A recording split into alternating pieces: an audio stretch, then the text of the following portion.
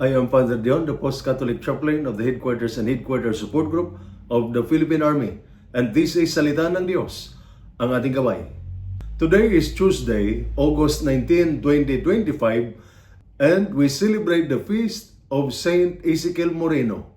Today's first reading, taken from the book of Judges, chapter 6, verses 11 to 24, we meet Gideon, fearful, doubting, and hiding from his enemies. He saw himself as weak and unworthy. Yet the angel of the Lord tells him, "The Lord is with you, mighty warrior."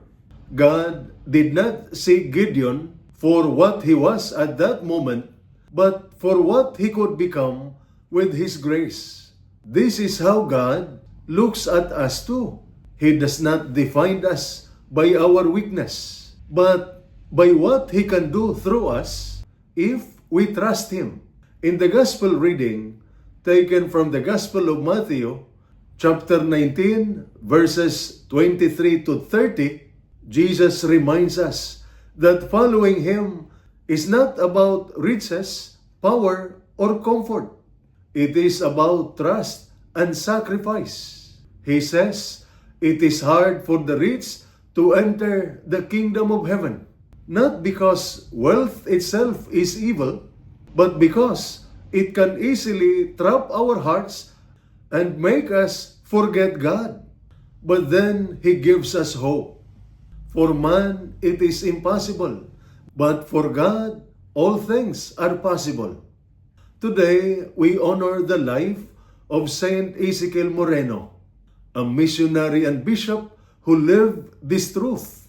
He gave up comfort, wealth, and even his health to serve the poor and the sick, especially those suffering from cancer.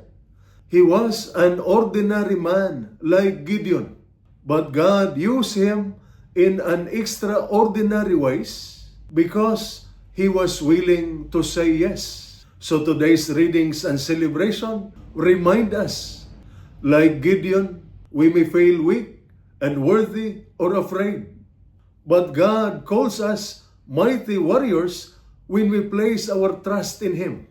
A soldier does not fight by his own strength alone. He fights because his commander is with him. So too in faith, God is our strength in the battle. Like the young man in the gospel, we may cling to the things of this world, wealth, power, reputation, or even comfort. But Jesus invites us to let go of whatever holds us back, so we can follow Him completely and without compromise.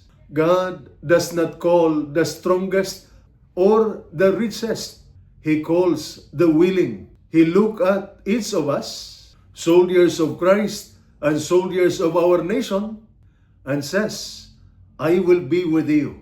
And if God is with us, no battle is too hard, no burden too heavy, and no mission impossible.